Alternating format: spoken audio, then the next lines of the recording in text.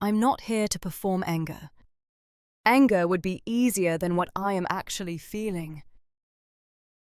What I am actually feeling does not have a clean name.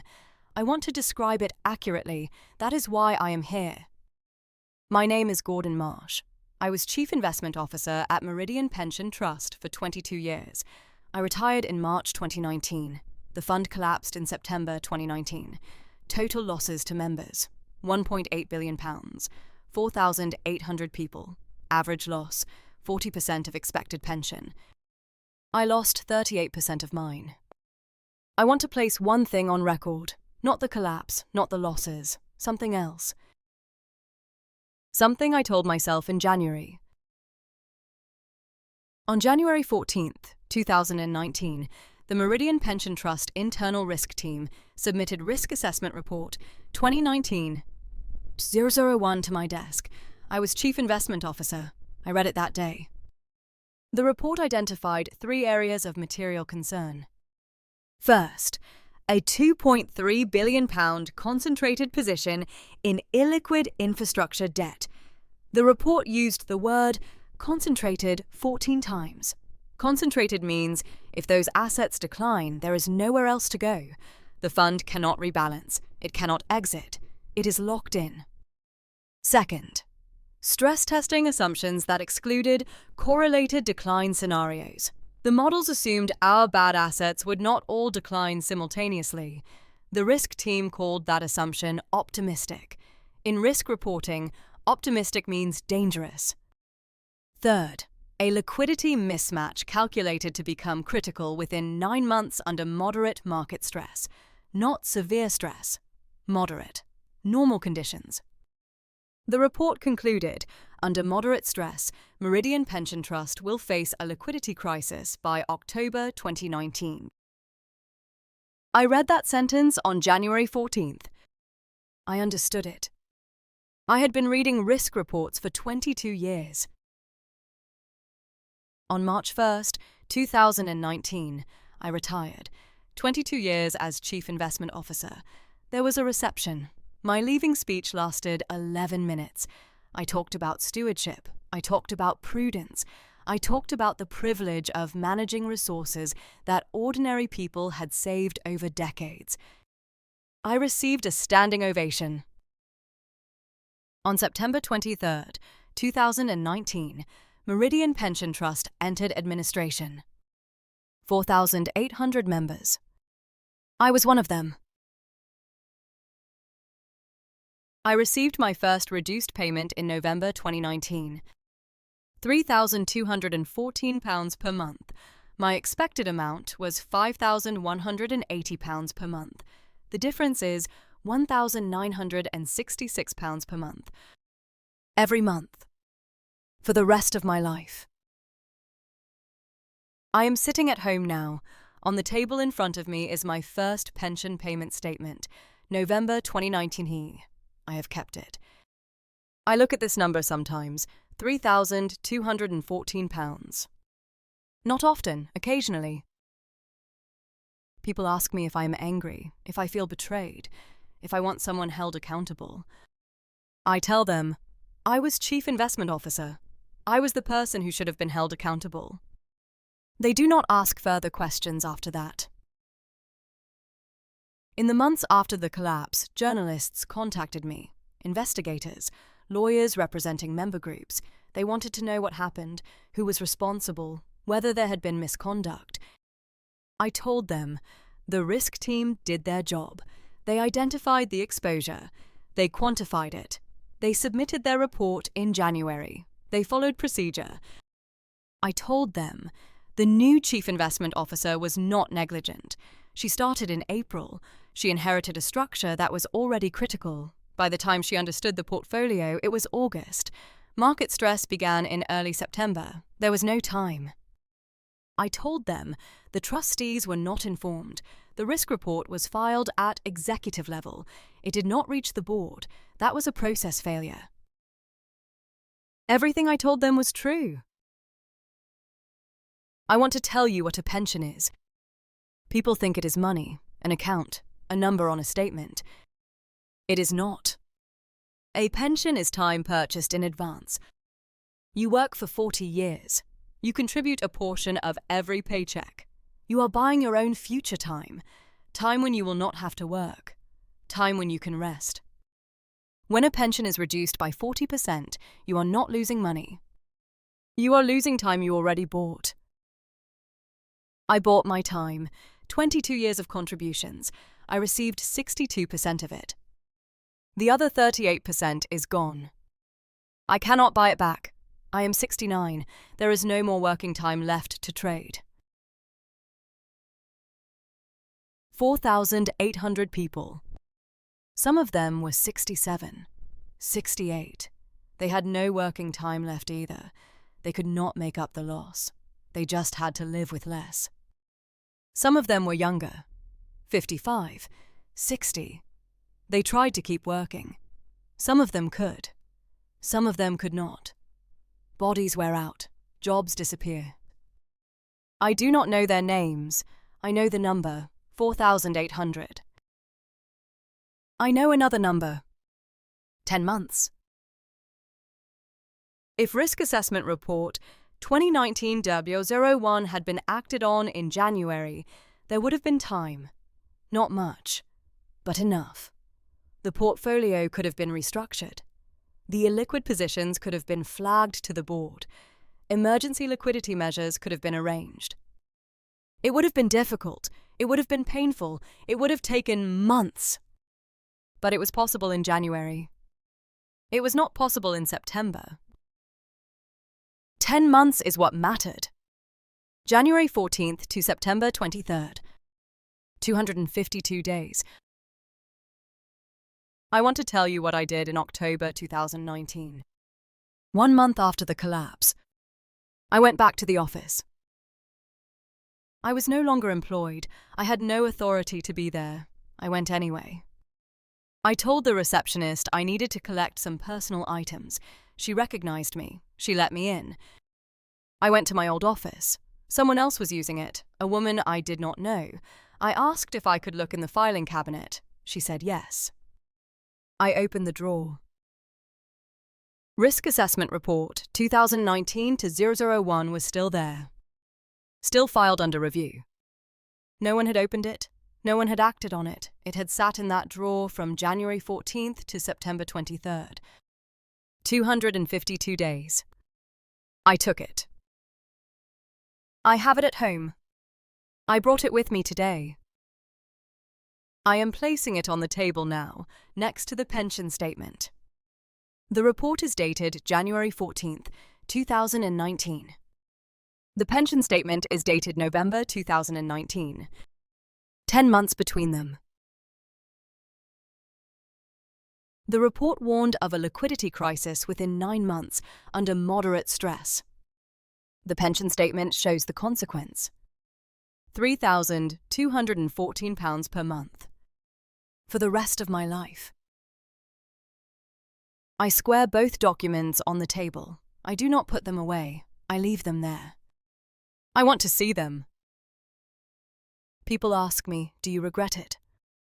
I tell them, regret is not the right word. Regret implies I did not understand the choice I was making. When I read Risk Assessment Report 2019-001 on January 14th, I understood what it said. I knew it was serious. I knew what critical meant. I knew what 9 months meant. I knew what moderate stress meant. I filed the report under review. Under review means acknowledged but not actioned. It sits in a drawer. It waits for the next person. I took no further action. People assume that was negligence, or incompetence, or bureaucratic paralysis. It was not. My retirement date was March 1st. I had planned it for 18 months. I had told my wife. We had booked a holiday. We had planned what we would do. Garden, travel, time. In January, I was 63. I had worked in pensions for 41 years. I was tired. When I read the risk report on January 14th, I understood what it would mean to act on it. Board meetings, restructuring, rebalancing the portfolio, crisis management, regulatory scrutiny. It would consume the next year. I would not be able to retire in March. I had bought my time. 22 years of contributions. I wanted to receive what I had purchased. So I filed the report, and I left. I look at both documents on the table. The report, the statement. January 14th, November 2019. I am in this number. £3,214. I put myself in this number. I put 4,799 other people in their numbers too. That is the thing I told myself in January. That someone else would handle it. No one did. I have tried to find language for what I chose. Not what I failed to do. What I chose. The report was 83 pages. I read it twice.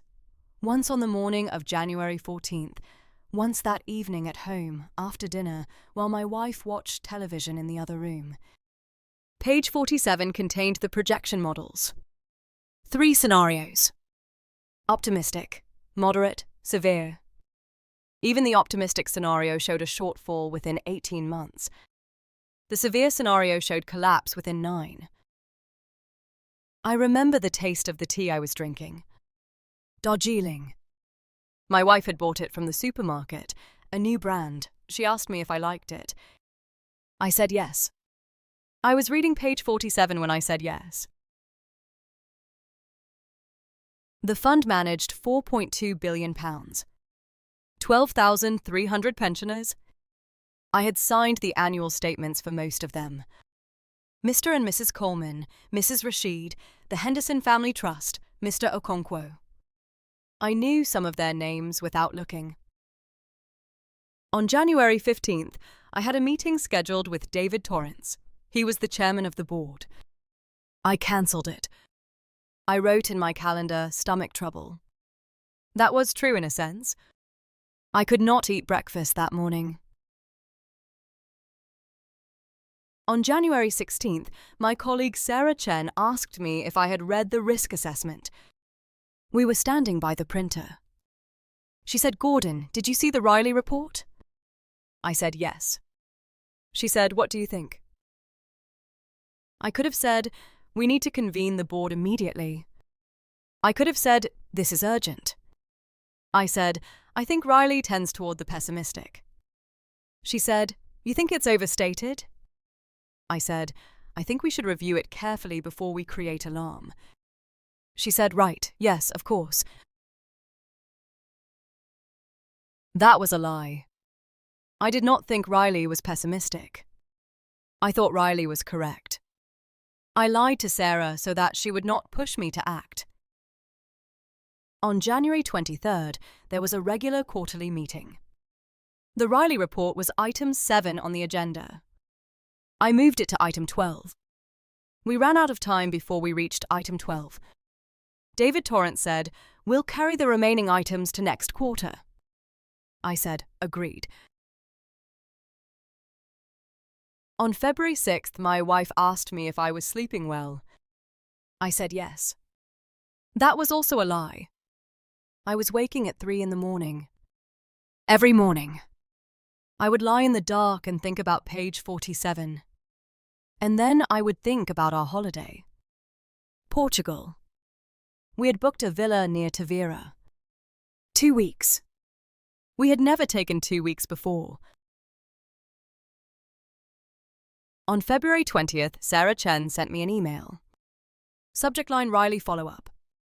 She wrote, "Gordon, should we schedule a working group to discuss the Q4 risk assessment before you leave? I know you're retiring soon, but I think we need your input on next steps." I did not reply to that email for 4 days.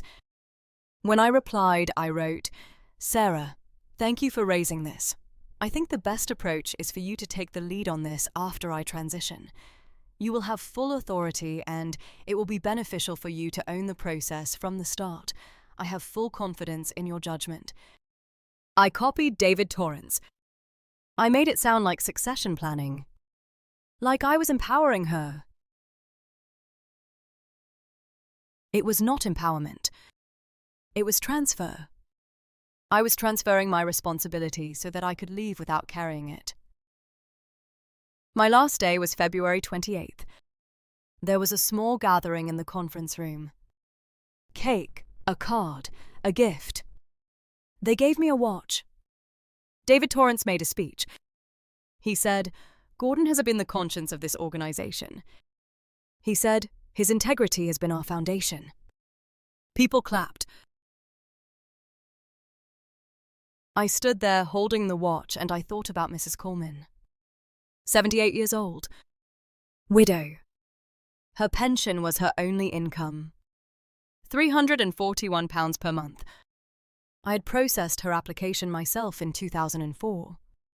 She sent a thank you card. She wrote, "You have given me security in my old age." I still have that card. I kept it in my desk drawer for 15 years. I brought it home on February 28th. It is in the box with the watch. We went to Portugal on March 7th. The villa was beautiful. White walls, blue shutters, a terrace overlooking olive groves. My wife was happy. She kept saying, "Isn't this wonderful?" I said, "Yes." We sat on the terrace in the evenings and drank wine and watched the sunset. I thought about page 47 every single evening. On March 19th, the fund was flagged by the regulatory authority. On April 3rd, it was frozen. On June 22nd, it was formally declared insolvent. I learned these dates later. No one contacted me. I was retired. In July, I received a letter from a law firm. They were representing a group of pensioners. They asked me to provide testimony about my knowledge of the fund's condition prior to my departure. I wrote back. I told them about the Riley report. I told them when I received it. I told them I filed it and took no further action. I did not tell them why. I could not find words for why. In September, there was an inquiry. I was asked to attend. A lawyer asked me, "Mr. Marsh, did you understand the severity of the situation described in the risk report?" I said yes. He asked, "And you took no action?" I said no. He asked, "Why not?" I wanted to say, because I was tired. I wanted to say, because I had bought my time and I wanted to spend it. I wanted to say, because I had worked for 41 years and I believed I had earned the right to walk away. I said, I made an error in judgment.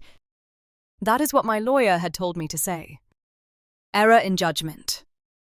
Not I chose my holiday over their survival. The inquiry report was published in November. It used the phrase, "serious failure of duty." My name appeared 17 times. I counted. The compensation scheme paid reduced pensions. 67% of original entitlement. For some people that meant poverty. For others it meant selling their homes. For others it meant not eating properly. For others it meant depending on children they did not want to burden. Mrs. Coleman now receives £228 per month. That is £113 less than before. £113. I saved that much by switching our energy supplier last year. I remember feeling pleased about it. My pension was not affected. I worked for a different fund. I received £2,100 per month. I have never missed a payment. People have asked me if I feel guilty. That is not the right word. Guilt is something you feel about an accident, something you did not mean to do. I meant to do this. Every day between January 14th and February 28th, I chose to do this. I chose it when I cancelled the meeting with David Torrance. I chose it when I lied to Sarah Chen. I chose it when I moved the Riley report to item 12. I chose it when I sat on the terrace in Portugal drinking wine.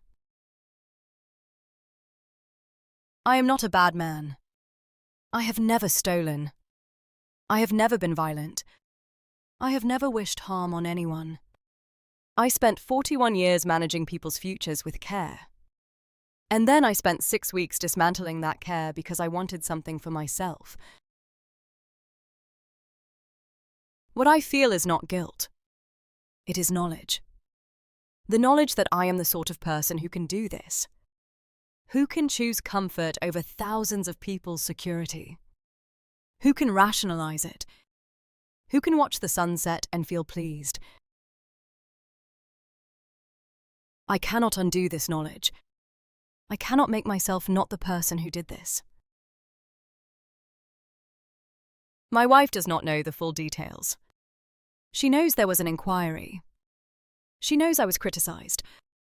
She thinks it was a matter of oversight. She says, "You were always so careful, Gordon." She says, "These things happen in large organizations." She says, "You mustn't blame yourself." I have not told her. I have not told her that I read the report twice. That I understood exactly what it meant. That I made deliberate choices every single day to protect our holiday. I have not told her because I do not want her to know who I am. I am sitting here now because I needed to say it clearly to someone. To say I did this. Not it happened. Not mistakes were made. I did this. I am still receiving my pension. Mrs. Coleman is still receiving hers. £113 less than she should. Every month. For as long as she lives. That is the thing that does not have a clean name. Knowing what you are. And continuing. I wanted to describe it accurately. That is why I am here.